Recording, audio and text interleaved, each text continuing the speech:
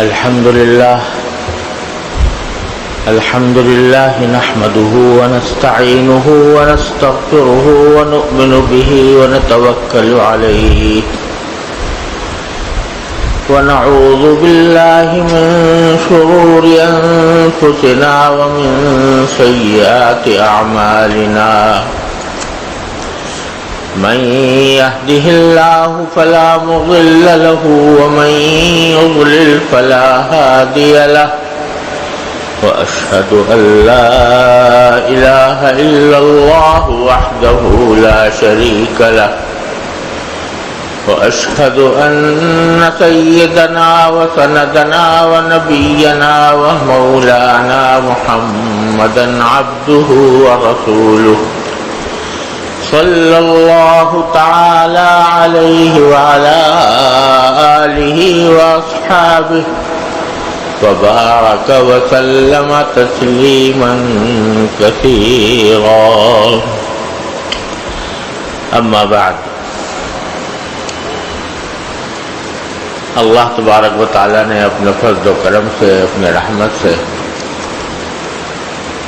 ہمیں اپنی زندگی میں ایک اور رمضان عطا فرمایا۔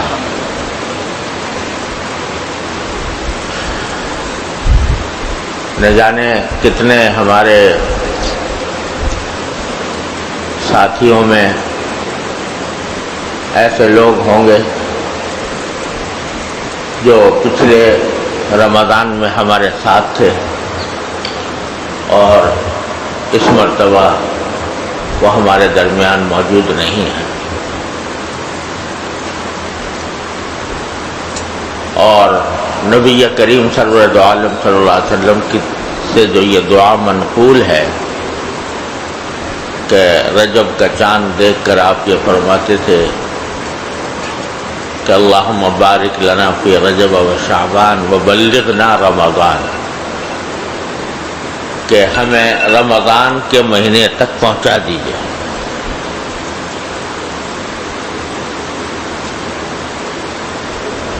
تو اللہ تبارک و تعالیٰ نے ہمیں بھی رمضان تک پہنچا دیا۔ اللہ تبارک و تعالیٰ اس کی مبارک ساعتوں سے صحیح استفادے کی توفیق عطا فرمائے۔ نبی کریم سرور دو عالم صلی اللہ علیہ وسلم کا ایک خطبہ ہے جو آپ نے رمضان شروع ہونے سے ایک دن پہلے دیا تھا۔ اس میں رمضان کے فضائل بیان فرمائے تھے۔ تو ایک تو اس میں رمضان کے بارے میں یہ فرمایا تھا کہ صبر کا مہینہ ہے،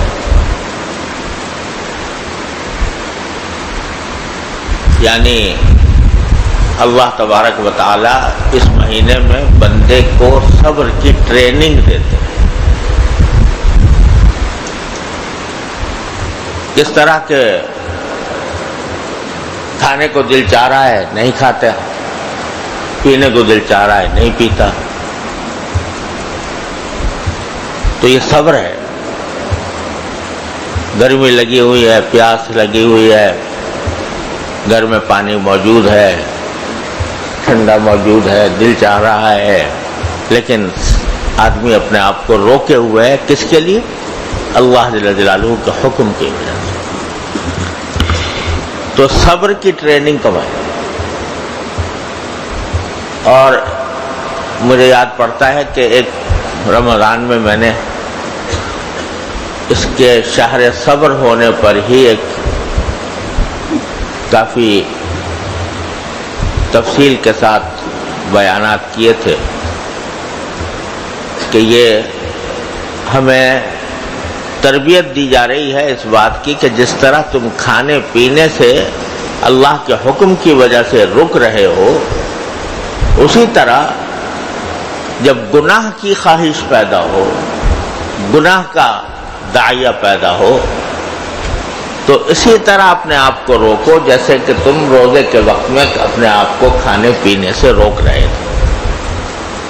یہ صبر کی تربیت اللہ تبارک و تعالیٰ دے رہے ہیں۔ دوسری بات جو فرمائی تھی وہ یہ تھی کہ یہ شہر المواسات ہے، یعنی یہ ایک دوسرے کی ہمدردی کا مہینہ ہے۔ مسلمانوں کو چاہیے کہ اس مہینے کے اندر ہمدردی کا معاملہ کریں، نرمی کا معاملہ کریں، تحمل کا معاملہ کریں، سختی نہ کریں، کسی سے لڑیں جھگڑے نہیں۔ یہ ساری باتیں مواسات کے اندر آتی ہے۔ آپ نے یہاں تک فرما دیا کہ اگر کوئی شخص تم سے جھگڑنا بھی چاہے اور کوئی بد کلامی بھی کرنا چاہے تم سے، تو کہہ دو کہ بھائی معاف کرنا، میرا روزہ ہے، میں تمہارے اس کام کا جواب دے نہیں سکتا، تمہاری اس بات کا جواب نہیں دے سکتا۔ تو مواسات کا مہینہ ہے، تحمل کا مہینہ ہے، بردباری کا مہینہ ہے، لڑائی جھگڑے سے بچنے کا مہینہ ہے۔ یہ بھی فرمایا تھا اسی خطبے کے اندر۔ اور پھر روزے کے فضائل بھی بیان فرمائے تھے کہ روزہ جو ہے اللہ تبارک و تعالی فرماتے ہیں کہ روزے دار کے منہ میں جو بو پیدا ہوتی ہے وہ اللہ تبارک و تعالی کے ہاں مشک سے بھی زیادہ بہتر ہے، پسندیدہ ہے۔ اور یہ بھی بیان فرمایا تھا کہ اللہ تبارک و تعالی اس مہینے کے اندر ہر عبادت کا اجر بہت زیادہ بڑھا دیتے ہیں۔ فرض نماز پڑھو تو 70 گنا ثواب ملتا ہے، نفل ادا کرو تو فرض کے برابر ثواب ملتا ہے۔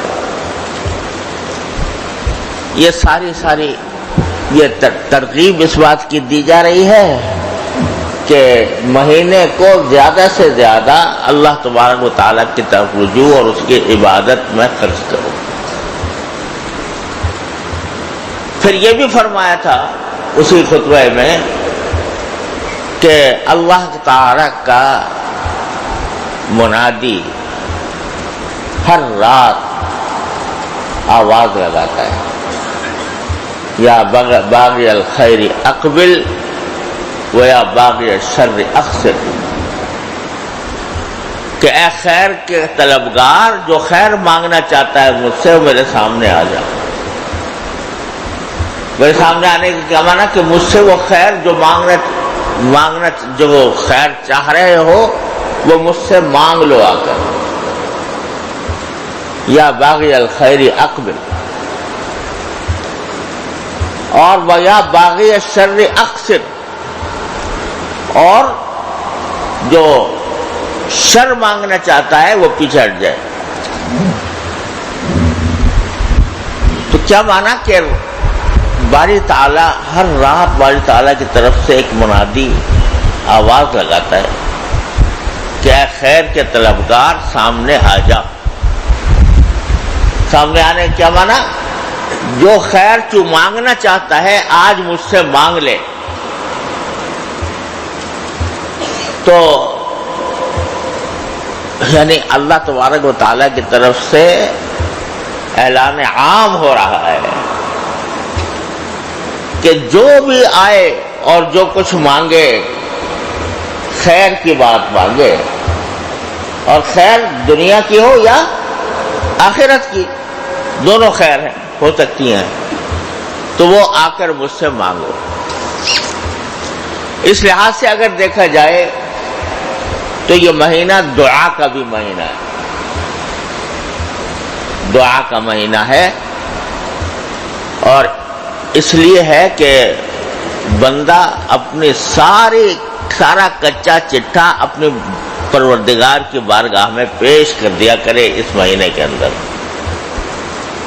یا اللہ مجھے یہ حاجت ہے، یا اللہ مجھے یہ حاجت ہے، یا اللہ مجھے یہ حاجت ہے، یا اللہ میں میرا یہ کام بنا دیجئے، یا اللہ مجھے یہ کام بنا دیجئے. دعا کی کثرت، یہ اس رمضان المبارک کا ایک اہم حصہ ہے. لہذا اگر یہ کہا جائے کہ جس طرح یہ مہینہ صبر کا ہے، یہ مہینہ مواسات کا ہے، ہمدردی غمخواری کا ہے، یہ مہینہ اللہ تبارک و تعالیٰ کی عبادت کا ہے، اسی طرح یہ کہنا بھی بیجا نہیں ہوگا کہ یہ مہینہ دعا کا مہینہ، دعا کا مہینہ. اور دعا کا مہینہ اس طرح ہے کہ عام دنوں میں تو ہم مانگتے ہیں اللہ تبارک و تعالیٰ سے، جب کبھی توفیق ہوتی ہے تو دعا مانگتے ہیں، لیکن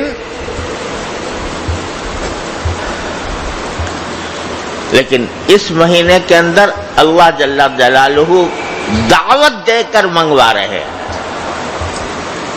کہ آؤ اور مانگو، آؤ اور مانگو. کیا مانا کہ اگر کوئی آدمی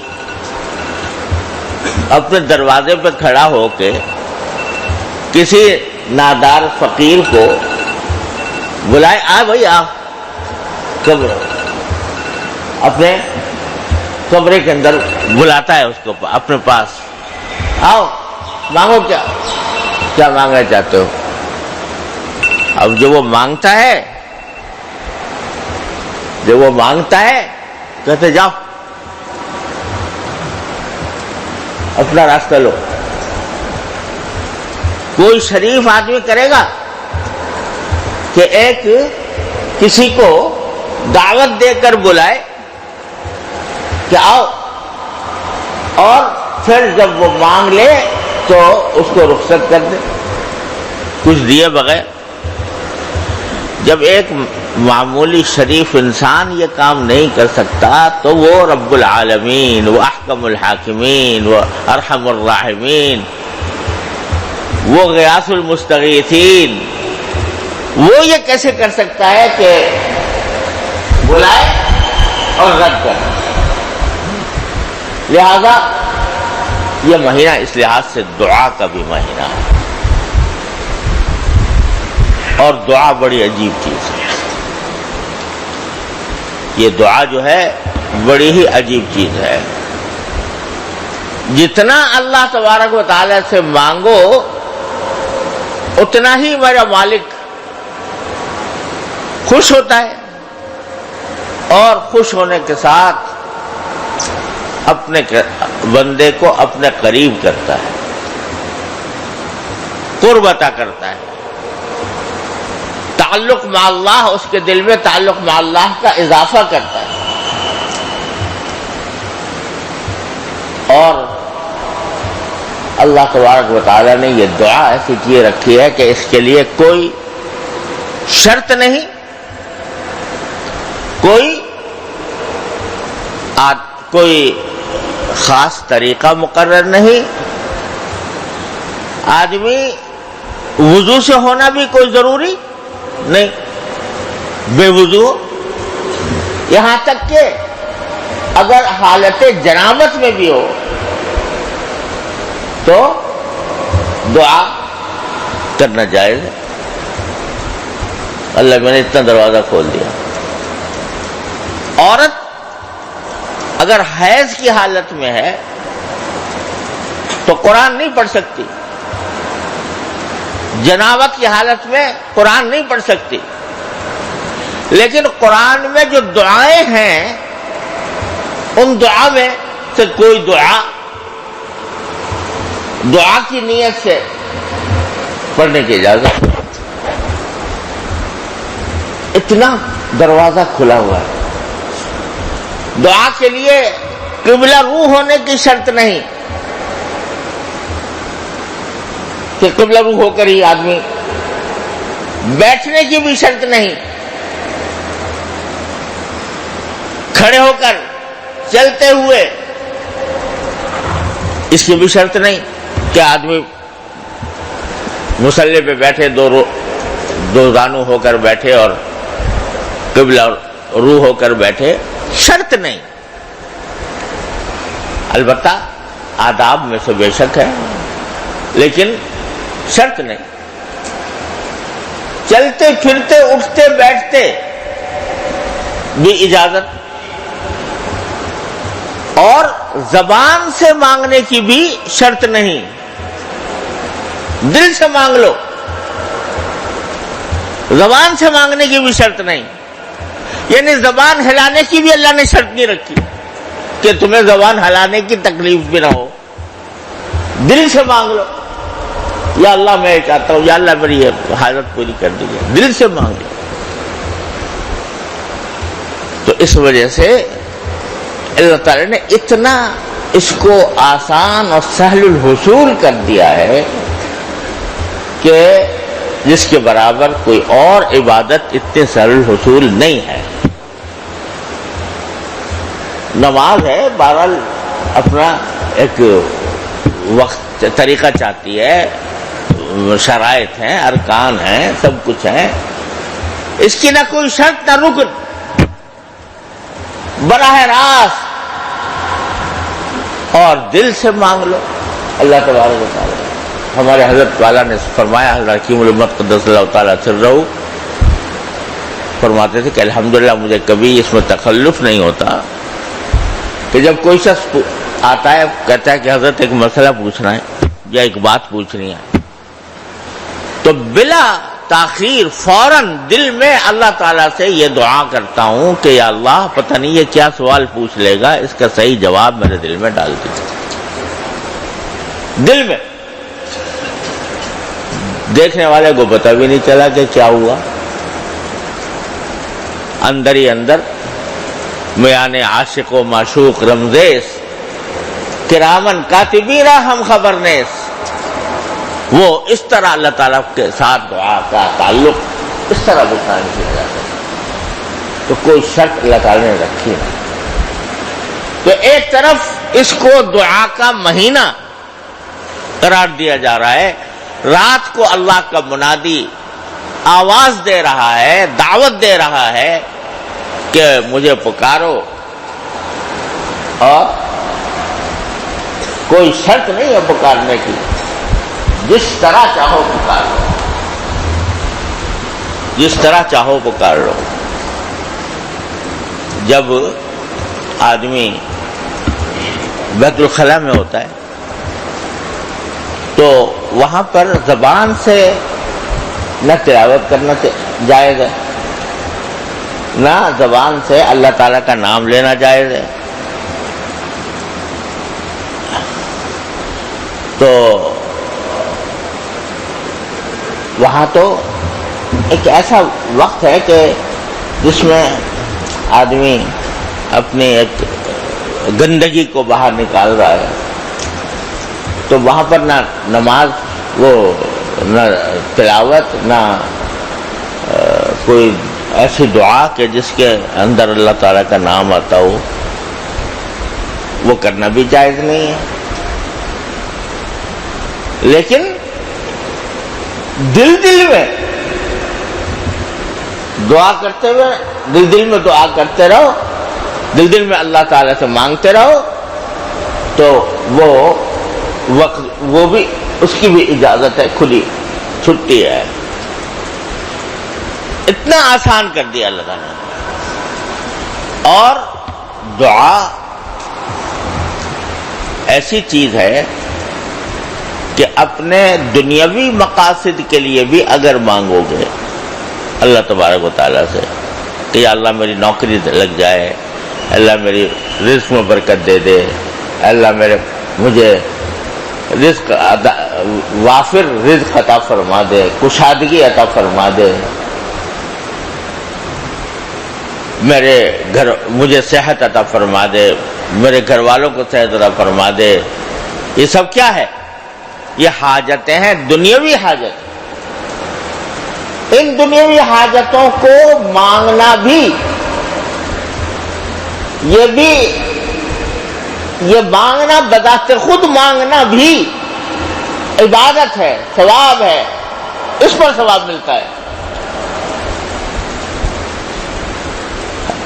جیسے کوئی اس کریم کی بارگاہ ایسی ہے کہ پہلے تو ہمیں بلایا اور بلا کر کہا کہ آؤ اور ہم سے مانگو. جب پہنچے مانگنے کے لیے تو فرمایا جو مانگ رہے وہ تو بعد میں دیں گے، لیکن فوراً کام یہ ہے کہ تمہارے اس آنے پر اجر اور ثواب عبادت کا لکھ دیا ہم نے. صرف متوجہ ہونے پر، صرف مانگنے پر، جو تم مانگ رہے ہو وہ دیکھا جائے گا. لیکن جو حاضری ہو گئی، تم نے حاضری لگا دی، ہمیں پکار لیا، ہمارا نام لے کر ہم سے کچھ مانگا، تو تنہا اس بات پر کہ تم نے مانگا ایک اجر تو فوراً تمہارا پکا ہو گیا. جتنی دعا کرو گے اتنے ہی اجر، جتنی دعا کرو گے اتنا ہی ثواب. ایک دعا کی ایک ثواب، دوسری دعا کی دوسرا ثواب، تیسری دعا کی تیسرا ثواب، چوتھی دعا کی چوتھا ثواب. وہ کہتے ہیں کہ یہ تو تمہارے دعا مانگنے کا انعام ہے جو فوراً دے دیا ہم نے. لہذا کوئی دعا رد نہیں ہوتی، نامقبول نہیں ہوتی. اس کا فوراً پہلا انعام تو اسی وقت مل جاتا ہے جب آدمی بندہ مانگ رہا ہوتا ہے.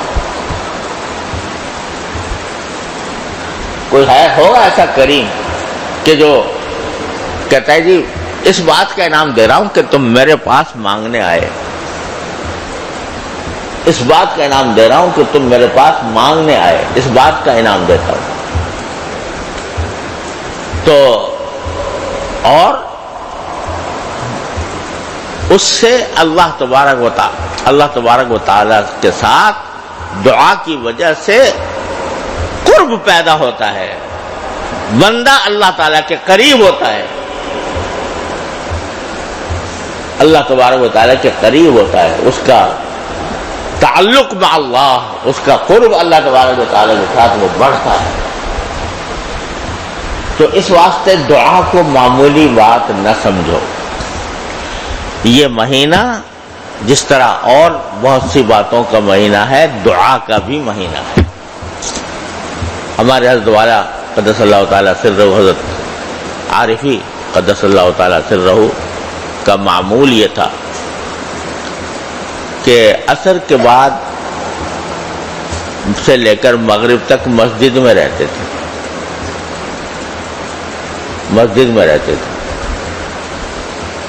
اور مسجد میں اپنے جو کچھ تھوڑے بہت معمولات رہ گئے ہوں، رات میں جو پورے نہیں ہو سکے، تلاوت ہے، ذکر ہے، تسبیح ہے، کچھ دیر تو وہ کر لیتے تھے. اس کے بعد سارا وقت دعا کرنے میں گزارتے تھے. آخر افطار تک ہاتھ اٹھے ہوئے ہیں اور مانگ رہے ہیں. دنیا بھر کی حاجات، آخرت کی حاجات، اپنے حاجات، اپنے عزیزوں کی حاجات، اپنے گھر والوں کی حاجات، اپنے تعلق رکھنے والوں کی حاجات، ایک ایک کا نام لے کر مانگ رہے ہیں. فرمایا کرتے تھے جب ہم لوگ جاتے کوئی بھی حضرت کے مطابق ہے، بھائی میں تمہارے نام لے کر دعا کرتا ہوں، میں تمہارا نام لے کر دعا کرتا ہوں. تو وہ وقت بیٹھے ہیں اور اپنے حق میں، اپنے سارے متعلقین کے حق میں دعائیں کر رہے ہیں. کہتے ہیں جتنے تھوڑے بہت معمولات کرنے ہو، تلاوت کرنی ہے، کچھ ذکر کرنا ہے وہ کر لو، اس کے بعد مانگتے رہو یہاں تک کہ افطار ہو جائے. تو حضرت والا کا یہ معمول ہم نے دیکھا کہ مسجد میں وقت گزارتے تھے اور دعائیں کرتے رہتے تھے.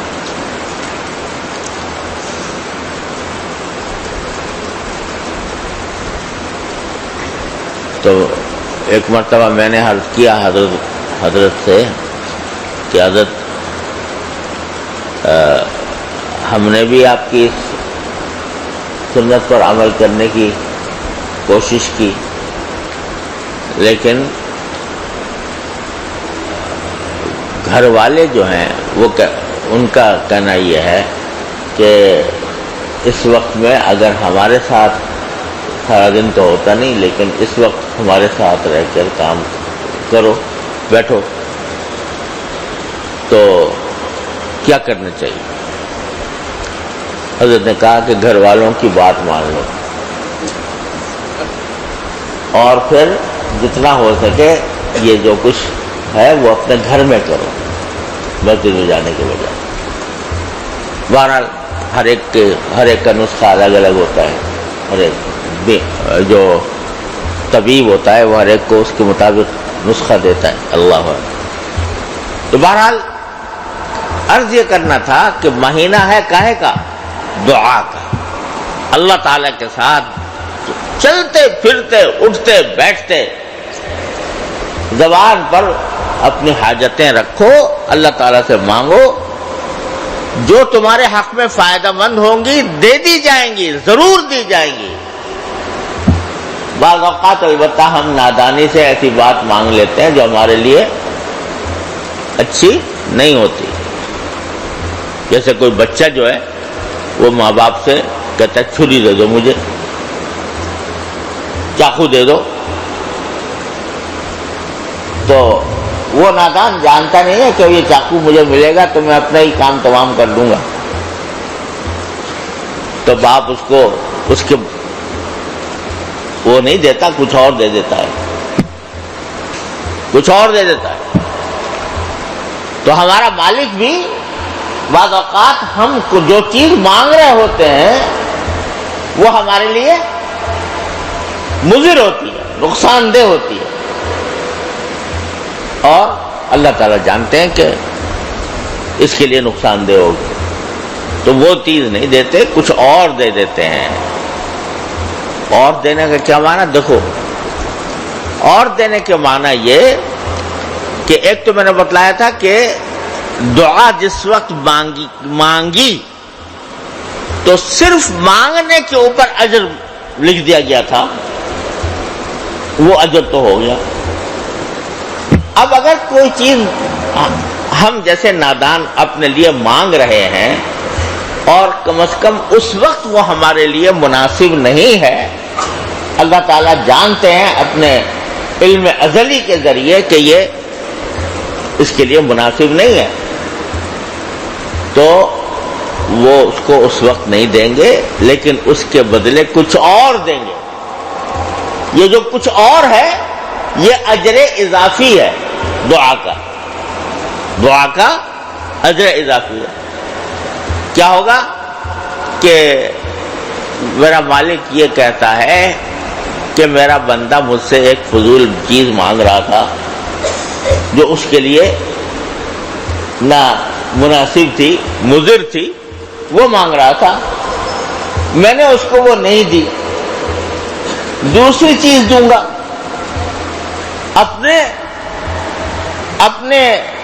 اپنی پسند سے دوں گا۔ یہ تو اپنی پسند سے مانگ رہا تھا، میں اپنی پسند سے دوں گا۔ اور یہ نادان جب مجھے اس سے مانگی ہوئی چیز اس کو نہیں ملے گی تو اس کا کچھ دل ٹوٹے گا، اس کے دل میں افسردگی پیدا ہوگی، کچھ غم ہوگا، اس غم پہ بھی اجر دوں گا، اس افسردگی پر بھی اجر دوں گا کہ جو مضر چیز مانگنے کے باوجود اس کو جب نہیں دی گئی تو اس نہ دینے پر جو غم ہوا اس غم پہ بھی اجر دوں گا۔ تو ایک دعا کا اجر، دوسرا جو چیز مانگی گئی تھی اس سے اچھی چیز، وہ اس کے علم میں ہے کیا اچھی چیز ہے جو دینے والا ہے، اور پھر اس نہ ملنے پر جو غم ہے اس غم پر بھی اجر۔ تو اس طرح میرے مالک نے اپنی درگاہ کھولی ہوئی ہے، اپنے سخاوت کے خزانے اس طرح لٹائے ہوئے ہیں، تو رمضان کے مہینے میں یہ سمجھو کہ بھئی دعائیں بہت کرنی ہیں، اور سب کام تو کرنا ہی ہے، روزہ رکھنا، تراویح پڑھنا انشاءاللہ، اور عبادات، تلاوت کی کثرت، اور اللہ کی تسبیح، اور جو کچھ عبادت بن پڑے، صدقہ، خیرات وغیرہ۔ رسول کریم صلی اللہ علیہ وسلم کے بارے میں روایت میں آتا ہے کہ ویسے تو آپ سخی تھے ہی، گھر میں کچھ رکھتے ہی نہیں تھے، سب ضرورت مندوں پر خرچ کر دیتے تھے، لیکن حدیث میں آتا ہے کہ رمضان میں آپ ایسے ہوتے تھے جیسے ریح مرسلہ، یعنی اللہ تعالی کی طرف سے چلائی ہوئی ہوا، اتنا صدقہ خیرات کرتے تھے۔ یہ سب کرو، لیکن ساتھ ساتھ دعا، چلتے پھرتے اپنے حاجتیں اللہ تعالیٰ کی بارگاہ میں پیش کرتے رہیں، اور رات کا وقت خاص طور سے اس دعا کے لیے بہت ہی خاص وقت ہے اللہ تعالیٰ کی بارگاہ میں حاضری دینے کا۔ تو دعا کی کثرت کرو۔ تو میں کافی دنوں سے یہ سوچتا تھا کہ ہم تو وہ لوگ ہیں جن کو مانگنا بھی نہیں آتا، دعا کرنی بھی نہیں آتی۔ ایسے ہماری حالت اس فقیر کی ہے کہ جس کے پاس کوئی جھولی اور پیالہ بھی نہیں، جس میں مانگنے کا طریقہ بھی نہیں آتا۔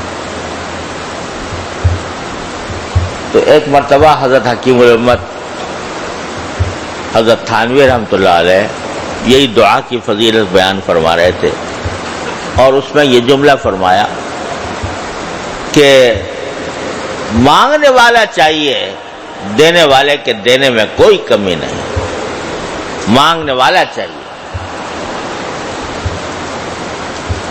کوئی جو ناشنا سے ادا ہو تو کیا علاج، ان کی نوازشوں میں تو کوئی کمی نہیں۔ مانگنے والا چاہیے، جھولی پھیلانے والا چاہیے، اس کی عطا میں کوئی کمی نہیں۔ تو حضرت خواجہ حضیر حسن صاحب مجذوب رحمۃ اللہ علیہ برابر میں بیٹھے ہوئے تھے، تو انہوں نے کہا حضرت کسی کے پاس جھولی بھی نہ ہو تو کیا کرے؟ جھولی بھی نہ ہو تو کیا کرے؟ یعنی مانگنا نہ آتا ہو تو کیا کرے؟ تو فرمایا جھولی بھی وہیں سے مانگے۔ یا اللہ میرے پاس تو جھولی بھی نہیں ہے، یا اللہ مجھے تو مانگنا بھی نہیں آتا، تو مجھے مانگنے کی توفیق بھی آپ ہی عطا کریں۔ میرے پاس مانگنے کے الفاظ نہیں، الفاظ بھی آپ ہی عطا فرما۔ میں کیا کیا مانگنا چاہیے اس سے بھی ناواقف ہوں، اتنا میں نادان ہوں، اتنا ناواقف ہوں کہ میرے بھلائی کی کیا چیز ہے وہ مجھے نہیں آتی، اس کو مانگنا نہیں آتا، تو اللہ وہ بھی مجھے سکھا دیجیے، وہیں سے مانگو۔ اور یہ سنت ہے نبی کریم سرور دو عالم صلی اللہ علیہ وسلم۔ کیا فرمایا؟ اللہم انی اسألک خیر المسألہ وخیر الدعاء وخیر الاجابہ۔ اے اللہ میں آپ سے اچھی دعا مانگنے کی توفیق چاہتا ہوں، اچھی دعا مانگنے کی، اچھی دعا مانگنے کی۔ اب حضور سے زیادہ اچھی دعا کون مانگ رہے؟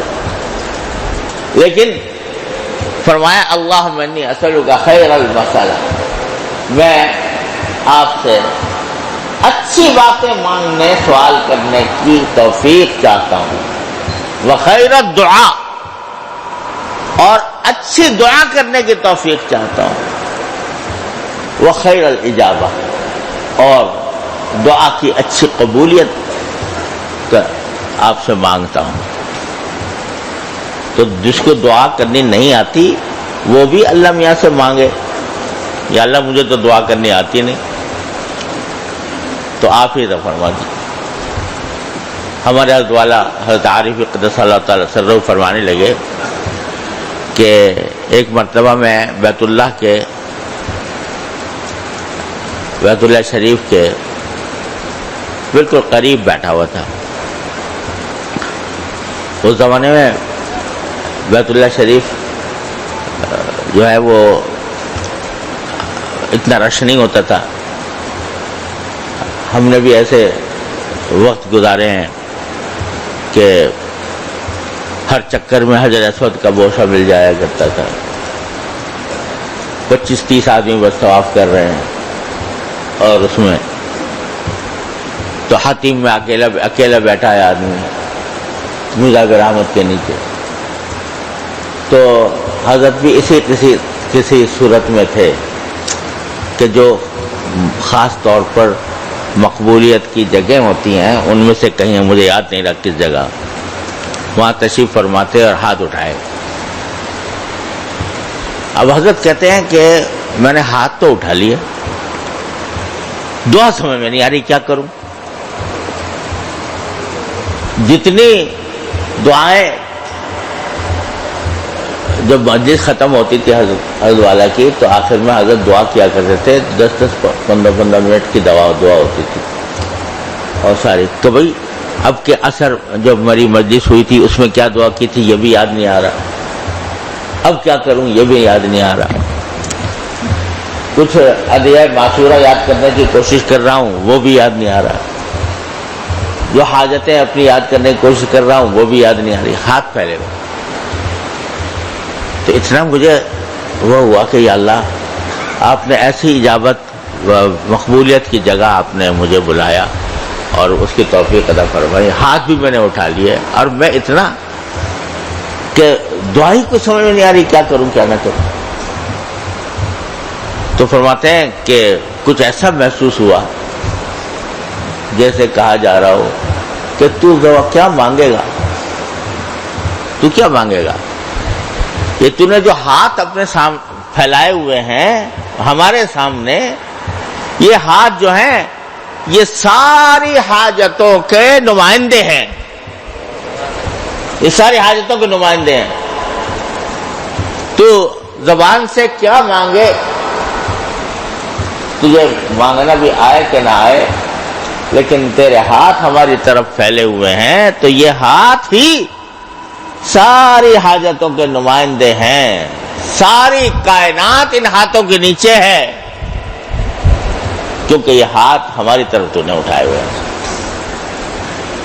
تو بعض اوقات بے زبانی کی بھی ایک زبان ہوتی ہے، بے زبانی کی بھی ایک زبان ہے کہ زبان سے تو آدمی کچھ نہیں کہہ رہا، لیکن اس کی جو مجموعی حالت ہے، اس کا جو سراپا ہے، وہ خود بذات خود دعا کی نمائندگی کر رہا ہوتا ہے۔ ایسے مواقع پر بعض اوقات آدمی کی سٹی گم ہو جاتی، وہ کچھ کہہ نہیں سکتا، لیکن یہ بے زبانی بذات خود ایک زبان ہے۔ اللہ تبارک و تعالیٰ کی بارگاہ میں خود ایک زبان ہے۔ جب کسی ایسی صورتحال سے دو چار ہو تو اللہ تعالیٰ اللہ تبارک و تعالیٰ ہماری ان کہی باتوں کو بھی سن لیتے ہیں، ان کہی باتیں جو زبان سے کہیں بھی نہیں وہ بھی سن لیتے ہیں۔ من نبود مو تقاضا ہم نبود، من نبود مو تقاضا ہم نبود، لطف او نا گفتہ امامی سنو۔ سبحان اللہ۔ مولانا رومی فرماتے ہیں کہ ہم بھی نہیں تھے، من نبود مو تقاضا ہم نبود، ہم بھی نہیں تھے اور تقاضا بھی کوئی نہیں تھا ہماری طرف سے، لیکن لطف او نا گفتہ مامی سنو، اس کے لطف و کرم نے ہماری انکہی باتیں بھی سن لی، انکہی باتیں، لطف او نا گفتہ مامی سنو۔ انسان کے اوپر ایسی حالتیں طاری ہوتی ہیں، ہم پر پتہ نہیں وہاں کعبہ شریف جا کے پتہ نہیں کتنی مرتبہ کہ حیران پریشان ہاتھ اٹھے ہوئے اور زبان سے کچھ نکل نہیں رہا، ہاتھ ہی اٹھا رکھتے ہیں، کیونکہ وہاں جا کر اس کے جو برستے ہوئے انوار ہیں ان میں آدمی جا کر اپنی سیاکاری، اپنی ناکارگی، اس کا جب احساس کرتا ہے تو کچھ متحیر ہو جاتا ہے، کچھ پریشان ہو جاتا ہے، الفاظ زبان سے نکلتے بھی نہیں۔ وہ حالت بھی میرے مالک کو بہت پسند ہے، بے زبانی کی زبان بھی اللہ تعالیٰ کو بہت پسند ہے، اور یہ بھی اللہ تبارک و تعالیٰ کی طرف سے ہوتا ہے۔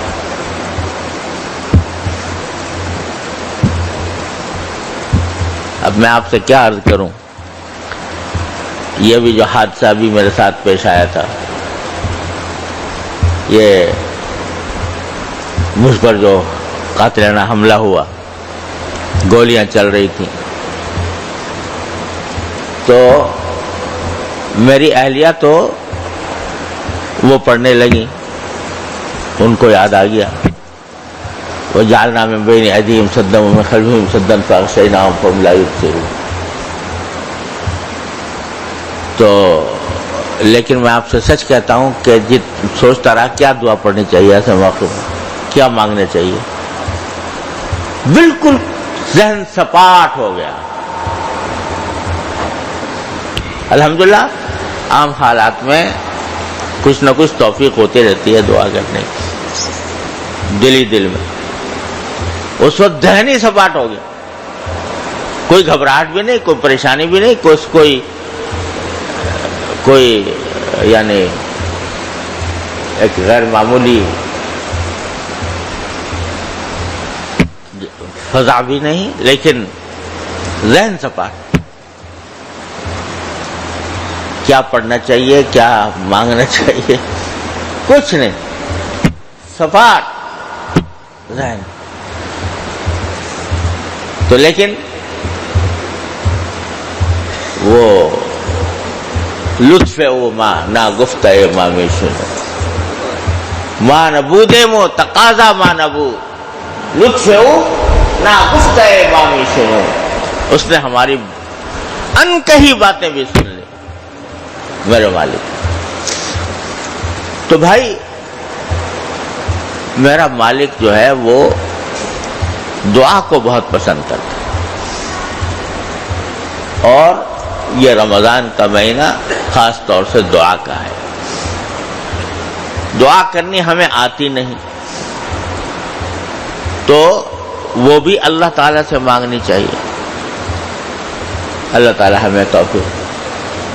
اور چونکہ ہمیں آتی نہیں دعا مانگنا، چونکہ ہمیں آتا نہیں، کیا مانگے کیا نہ مانگے اس کی بھی تمیز نہیں، تو قربان جائیے نبی کریم سرور عالم صلی اللہ علیہ وسلم کہ آپ نے سکھا دیا۔ اچھا تمہیں نہیں آتا، چلو میں بتا دیتا ہوں، اور ایسی ایسی دعائیں سکھا دیں، ایسی ایسی دعائیں بتا دیں کہ جن میں دنیا آخرت سب کی کامیابیاں مضمر ہیں۔ وہ دعائیں جو پیغمبر ہی مانگ سکتا ہے، وہ دعائیں بھی ما ينطق عن الهوى ان هو الا وحی یوحى، تو مجھے تو یہی لگتا ہے کہ وہ وحی کے ذریعے سکھائی گئی نبی کریم صلی اللہ علیہ وسلم کبھی مانگی. تو اگر دعا اللہ تعالیٰ کی نے قرآن میں جو دعائیں آئیں وہ، اور جو نبی کریم صلی اللہ علیہ وسلم نے مانگی وہ، دونوں اللہ نے سکھائی ہے نا. تو اللہ تبارک و تعالیٰ نے درخواست کا مضمون خود مقرر مدون فرما دیا. ارے تم کیا درخواست کرو گے، تم کیا مانگو گے، ہم ہی بتا دیتے ہیں کیا مانگو. قرآن میں بتا دیا اور رسول کریم صلی اللہ علیہ وسلم کی دعاؤں میں بتا دیا، جس کو ادعیہ معصورہ ہے. لہذا یہ دعاؤں کے جو مجموعے ہیں نا ہمارے ہاں مشہور ہے، الحزب الاعظم ہے، سب سے زیادہ جامع تو ہے حسن حسین، اور پھر الحزب الاعظم، اور اس سے بھی مختصر کر دیا ہمارے حضرت حکیم الامت قدس اللہ تعالیٰ سرہ نے مناجات مقبول. اس میں وہی دعائیں جمع کی ہیں جو نبی کریم صلی اللہ علیہ وسلم نے مانگی. تو کیا کیا مانگ لیا حضور اقدس صلی اللہ علیہ وسلم نے، اس کی عظمت ہمیں معلوم ہی نہیں. تو اس واسطے میرا دل چاہتا تھا کہ کبھی کوئی سلسلہ ایسا شروع کروں کہ جس میں ان دعاؤں کی تشریح ہو. تو اتفاق سے ایک ہمارے ساتھی نے بھی یہ فرمائش کی کہ اب کے رمضان کے بیانات میں مناجات مقبول کی تشریح کریں. تشریح تو میں کیا کروں گا، لیکن اللہ تبارک و تعالیٰ جو کچھ دل میں ڈالے گا اس کی کوشش کروں گا انشاءاللہ، تاکہ ان دعاؤں کی قدر ہو اور ان کے مانگنے کا جذبہ پیدا ہو. کس طرح باری تعالیٰ سے مانگا جاتا ہے وہ رسول کریم صلی اللہ علیہ وسلم نے سکھایا ہے.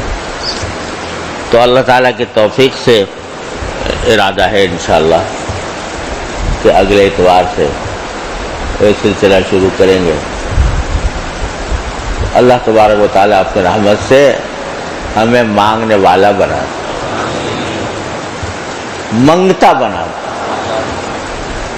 منگتا اللہ میاں کے سامنے اللہ میاں ہمیں منگتا بنا دے. منگتا جانتے ہو نا، اب لوگ منگتا کے لفظ بھی بھول بھال گئے ہوں گے. اب لوگوں کو اردو بھی نہیں آتی. منگتا کہتے ہیں اس شخص کو جو ہر وقت مانگتا رہتا ہے اور عام حالات میں یہ کوئی اچھا لفظ نہیں سمجھا جاتا. ارے بھائی یہ تو منگتا ہے، کیا مانا کہ اس ہر وقت یہ کچھ نہ کچھ سوال یہ کھڑا رہتا ہے. ہمارے آج کچھ مانگا، ابھی 1 گھنٹے پہلے کچھ مانگا تھا، 1 گھنٹے بعد پھر آگے مانگ رہا ہے، پھر 2 گھنٹے بعد پھر آگے مانگ رہا ہے. تو کہتے ہیں یہ منگتا ہے، مطلب اس کو عادت پڑ گئی ہے مانگنے کی. تو ایسے منگتے کو اچھا نہیں سمجھا جاتا دنیا میں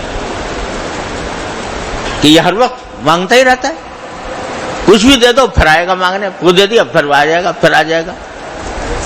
وہ مانگتا ہے، ہر ایک سے مانگتا پھرتا. تو یہ منگتا ہے. تو ویسے تو منگتا اچھی بات نہیں ہے دنیا کے اندر منگتا بن جانا، لیکن اس بارگاہ کے لیے منگتا بن جانا یہ بڑا اعزاز ہے، بڑا اعزاز ہے.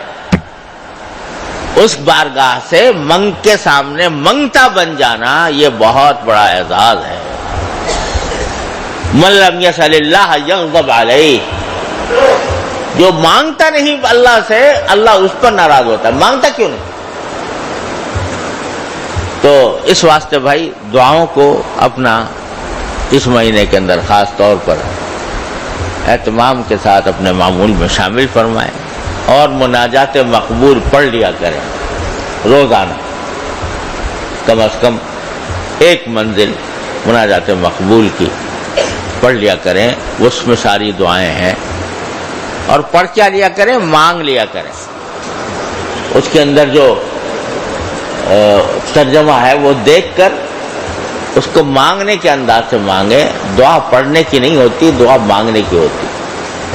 اللہ تبارک و تعالیٰ اپنے فضل و کرم سے ہم سب کی توفیق عطا فرمائے۔ اللہ تعالیٰ نے زندگی عطا فرمائی تو یہ سلسلہ کچھ دن چلے گا، معصور دعاؤں کی تھوڑی تشریح کا اللہ تعالیٰ اپنی رحمت سے ہم سب کو توفیق عطا فرمائے۔ اللہم صلی علی سیدنا مولانا محمد وعلی آل سیدنا محمد کما صلیت علی ابراہیم وعلی آل ابراہیم انک حمید مجید۔ اللہم اہدنا وسددنا وقنا شرور انفسنا ربنا ظلمنا انفسنا وان لم تغفر لنا وترحمنا لنكونن من الخاسرین۔ ربنا آتنا فی الدنیا حسنہ وفی الآخرۃ حسنہ وقنا عذاب النار۔ ربنا اغفر لنا ذنوبنا وإسرافنا في أمرنا وثبت أقدامنا وانصرنا على القوم الكافرين۔ لا إله إلا أنت سبحانك أنت ولينا في الدنيا والآخرة، توفنا مسلمين والحقنا بالصالحين۔ یا ارحم الراحمین، اپنے فضل و کرم سے رحمت سے ہمارے تمام گناہوں کو معاف فرما۔ اے اللہ ہمارے اعمال و اخلاق کی اصلاح فرما۔ یا اللہ ہمیں اپنے فضل و کرم سے اپنے بارگاہ کی طرف متوجہ ہونے کی توفیق عطا فرما۔ یا اللہ کثرت دعا کی توفیق عطا فرما، کثرت شکر کی توفیق عطا فرما۔ یا اللہ ہر طرح کی بھی ظاہری اور باطنی بیماریاں ہماری دور فرما دے۔ یا اللہ ہمارے تمام جائز مقاصد اپنے فضل و کرم سے پورے فرما۔ یا اللہ یا رحمان یا رحیم یا کریم، جن لوگوں نے ہم سے دعا کی فرمائش کی ہے اللہ ان سب کی دلی مرادوں کو پورا فرما، ان کے مقاصد حسنہ کو پورا فرما دے۔ یا اللہ ہم میں جو لوگ بیمار ہیں انہیں شفائے کامل و عاجل عطا فرما، جو تنگ دست ہے ان کی تنگ دستی کو دور فرما، جو اور کی طرح پریشان ہے اپنی رحمت سے ان کی پریشانی کو رفع فرما دے۔ یا اللہ یا رحمان یا رحیم یا کریم، ہماری ساری حاجتیں اپنے فضل و کرم سے پوری فرما۔ یا اللہ ہمارے ملک میں ہمارے شہر میں امن و امان قائم فرما۔ یا اللہ ملک کی حفاظت فرما۔ یا اللہ ملک کو ترقی اور استحکام عطا فرما، اس کو صحیح معنی میں اسلامی فلاحی مملکت بنا دے۔ یا اللہ ہمیں اچھی قیادت عطا فرما۔ یا اللہ ہمیں نیک اور اچھی قیادت عطا فرما، اس کو یا اللہ صحیح راستے پر چلنے کی توفیق عطا فرما۔ وصلی اللہ تعالی علی خیر خلقہ سیدنا مولانا محمد وعلی آلہ واصحابہ اجمعین، آمین برحمتک یا